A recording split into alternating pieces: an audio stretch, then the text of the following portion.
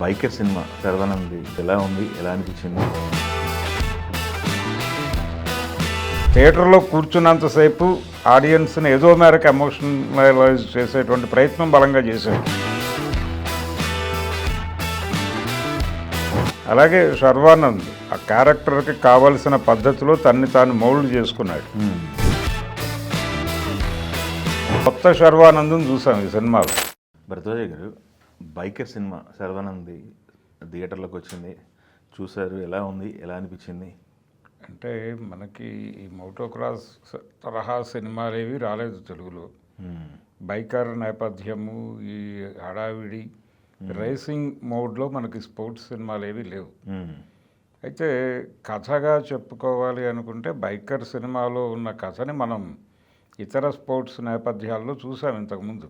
ఇతర స్పోర్ట్స్ నేపథ్యాలు అంటే అంటే మనం అశ్విని దగ్గర నుంచి సినిమాలు చూస్తున్నాం స్పోర్ట్స్ బ్యాక్డ్రాప్లో.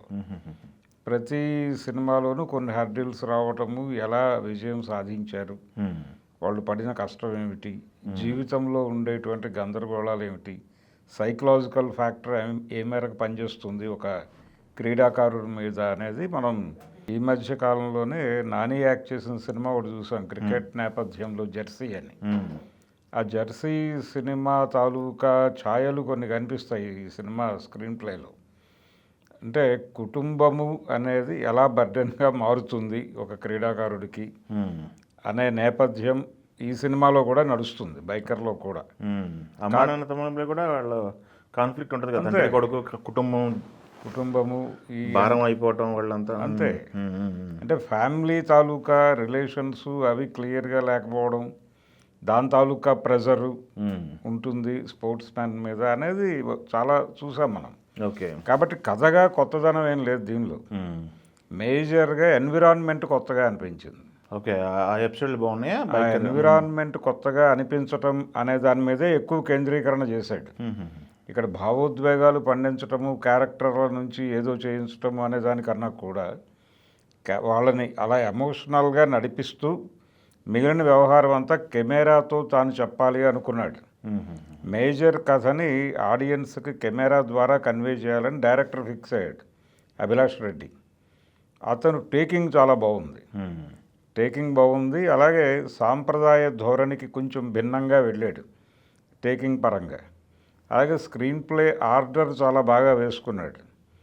ఇది టైం అంటే ఒక టైంలో ఒక ఎమోషన్ని, ఒక టైంలో ఎమోషను, ఇంకొక టైంలో అదే ఎమోషన్లో ఇంకో క్యారెక్టర్, అలా మ్యాచ్ చేసుకుంటూ పేర్చుకుంటూ వెళ్ళాడు సన్నివేశాలు. దాంతో చూస్తున్నటువంటి ప్రేక్షకుడికి ఒక రొటీన్నెస్ అనిపించలేదు. ఓకే, అనిపించకుండా డ్రైవ్ చేసుకుంటూ వెళ్ళిపోయాడు. టోటల్ సినిమా చూసి బయటకు వచ్చి కూర్చున్న తర్వాత ఏమిటి ఉంది ఈ సినిమాలో కంటెంటు అంటే చెప్పుకోవడానికి ఏం లేదు. కానీ థియేటర్లో కూర్చున్నంతసేపు ఆడియన్స్ని ఏదో మేరకు ఎమోషనలైజ్ చేసేటువంటి ప్రయత్నం బలంగా చేశాడు. థియేటర్లో కూర్చున్నటువంటి ప్రేక్షకుడిని ఎమోషనలైజ్ అయినా చేయాలి, ఎంగేజ్ చేయాలి, ఎంటర్టైన్ చేయాలి. ఎంటర్టైన్మెంట్ కంటే కూడా ఎమోషనలైజ్ చేసే ప్రయత్నం చేశాడు. అలాగే తండ్రి కొడుకుల మధ్య ఉండేటువంటి బంధము, కొడుకుల విజయాలని తండ్రులు ఈజీగా అంగీకరించరు అనేది ఒక సెంటిమెంట్ ఉంది మనకి. ద్రోణాచార్యుడి దగ్గర నుంచి ద్రోణాచార్యుడికి అశ్వత్థామకి మధ్య జరిగేటువంటి కొన్ని మహాభారతంలో జరిగే సంఘటనలు కొన్ని వాడాడు ఈ సినిమాలో. వాడుతూ ఆయన ఎంతసేపు లేదు అవతలవాడు ఓడిపోవడం వల్ల నువ్వు గెలిచావు అంటూ ఉంటాడు. అంటే ఓటమి వలన నీకు గెలుపు సాధ్యమైంది కానీ నీ కెపాసిటీ ఇంకా తక్కువగానే ఉంది అని చెప్పడం. ఓకే. అంటే రివ్యూ చేసే పద్ధతి కొంచెం హర్టింగ్గా ఉంటుంది. ఈ హర్టింగ్గా రివ్యూ చేసేటువంటి తండ్రి కోచ్గా ఉండటం, అలాగే కొడుకుని ఒక తాను సాధించలేని విజయాలని కొడుకు ద్వారా సాధించి ప్రపంచానికి తానేమిటో చాటి చెప్పాలి అనేటువంటి ఒక స్వార్థం తండ్రి పాత్రలో ఉంటుంది న్యాచురల్గా. అందుకోసం కొడుకు మీద విపరీతమైనటువంటి ప్రెజర్ డంప్ చేస్తూ ఉంటారు. ఈ ప్రెజర్ డంప్ అయిపోతున్న టైంలో వాళ్ళ పర్సనల్ లైఫ్ ఒకటి ఉంటుంది కొడుకులకి. ఆ పర్సనల్ లైఫ్కి తండ్రి యాంబిషన్కి మధ్యలో ఉండేటువంటి వైరుధ్యాన్ని దాని మీద కథ నడపాలనుకున్నాడు. అది ప్రాపర్గా నడిపాడు. ఆ విషయంలో పెద్దగా డీవియేషన్ అవ్వలేదు డైరెక్టర్. తను ఏం చెప్పదలుచుకున్నాడో కథలో దాన్ని ఎమోషనల్గానే చెప్పాడు. ఆయన ఎమోషనల్గా ఆ కంటెంట్ చెప్పడానికి ఉపయోగపడినటువంటి ఆర్టిస్టులు అందరూ అంటే రాజశేఖర్ కొంత గ్యాప్ తర్వాత మళ్ళీ ఈ సినిమాలో కనిపించాడు. అవును అవును. కనిపించాడు, కొంచెం తనకి నటించడానికి స్కోప్ దొరికింది. అయితే ఆయన నటన కంటే కూడా ఆయన్ని అలా ప్రొజెక్ట్ చేయటం ద్వారా ఆయన నటనని కెమెరా ద్వారా నడిపేశాడు ఈయన ఓకే డైరెక్టర్. అలాగే శర్వానంద్ ఆ క్యారెక్టర్కి కావలసిన పద్ధతిలో తన్ని తాను మౌల్డ్ చేసుకున్నాడు.